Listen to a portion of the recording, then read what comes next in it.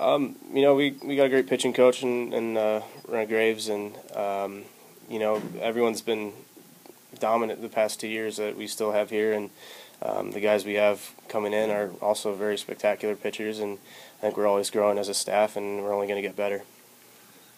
What's it do for your mentality as a pitcher to see on the offensive end your team being so aggressive on the base pass? It means everything.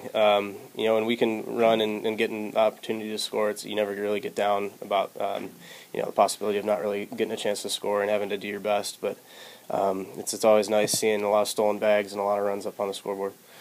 How good is it to have a 3-0 record in the series so far?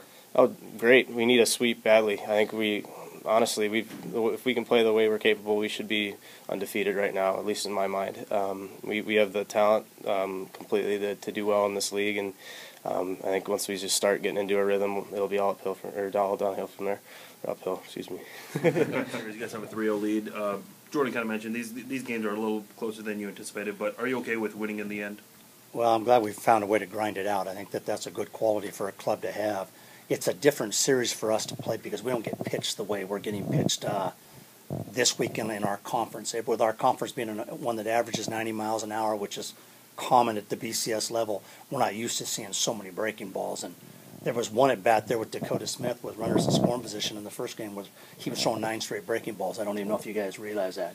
So it's been a different series for us to play. And I was obviously pleased with the way Duncan threw the baseball, and I was thrilled at the double play that the middle guys turned with the bases loaded. That was really a special pivot to keep the game tied, and we found a way to win it late with our best player at the plate, and I compliment JD for working a count and being on time, and he smoked the walk-off base hit and set the tone for game 2, and I was really pleased with Benjamin. His velocity was back up like it was in our fall scrimmages, and I thought he spun his breaking ball good, and if we hadn't kicked the ball around in 1 inning, he'd had a dominant performance.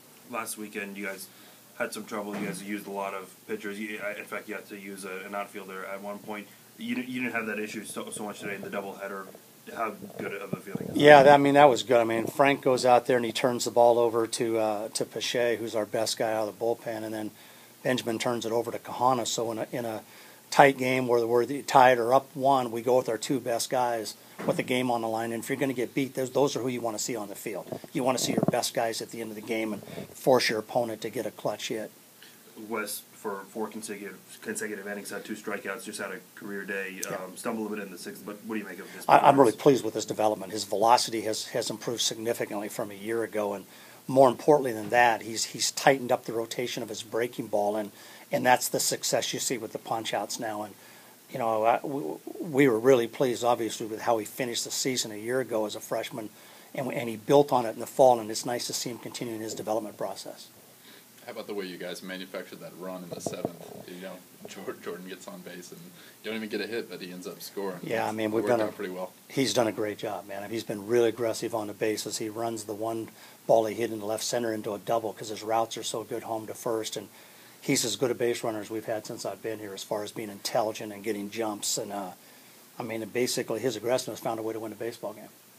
21 stolen bases in the series. Talk a little bit about this aggressiveness. The theme through the first 2 interviews was it's just taking advantage of the pitching situation. Is there anything more to it than that? Yeah, and it's partly a style adjustment with the bat change that took place a couple of years ago. That you have to be more aggressive on the bases. You have to read ball in the dirt and go first to third, and we're certainly trying to do those things. And then we're faster than we've been. We're not as physical as we were with the guys who were in the lineup last year.